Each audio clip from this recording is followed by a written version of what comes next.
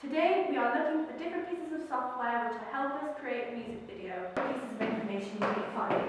Let's see where they are. Photoshop.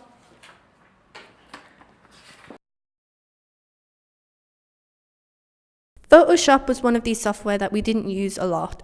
However, we did use it to alter the contrast when editing our digipack and advert for the photos that we took. Furthermore, we also adjusted the brightness on any picture that we took so that the digipack and adverts photos would be sufficient.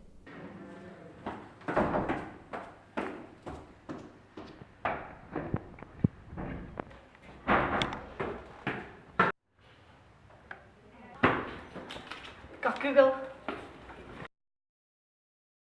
Google was useful because it meant that we could use social media such as Facebook, Snapchat and Messenger to contact each other in order to make arrangements and plans for creating our music video. We also used Google to use websites like Blogger and SurveyMonkey. We used images from Google that can be imported onto our evaluation and our blog too.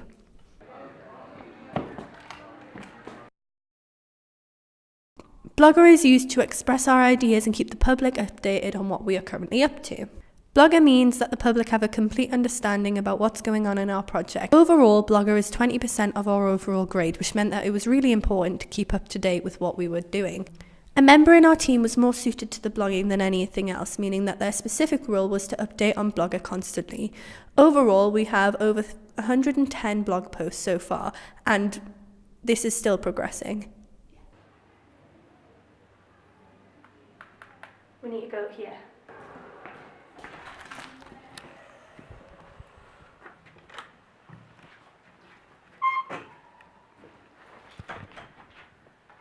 Don't think there's anything in here. You see anything? Oh! Got it! InDesign was incredibly important as we used that to create our advert and digipack. We can use the shape tool and the font tool and any other tool we would like to create the poster and the digipack and advert. Premiere Pro. When creating our music video, we used a software called Premiere Pro. This allowed us to be able to sufficiently edit our work by importing footage from the computer onto Premiere. This meant we were able to cut footage to what we like in time with the music that would have been imported onto the system. Premiere Pro has also allowed me to use incredibly useful effects ranging from ghosting to the 8-point matte, to simply altering the speed of the footage itself or even reversing the footage. Ghosting was incredibly useful when creating our final cut as it provided us with a scary and atmospheric video that links with our aesthetic. Ghosting was simple yet effective. On the other hand, we used 8-point matte, which allowed us to layer the same clip on top of each other, making the main character appear more than once at the same time. Although this was difficult to use due to the smallest change in lighting and cutting the overall scene out, the outcome of the small clip was incredibly impressive.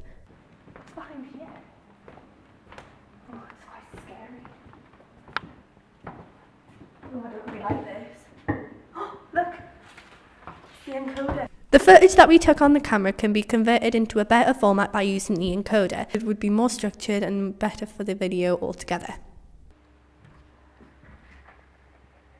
This is where it all happens. The green screen!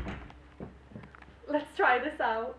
This is the green screen. It's incredibly useful because you can go from this to this and to this. So Ellie, what do you actually use?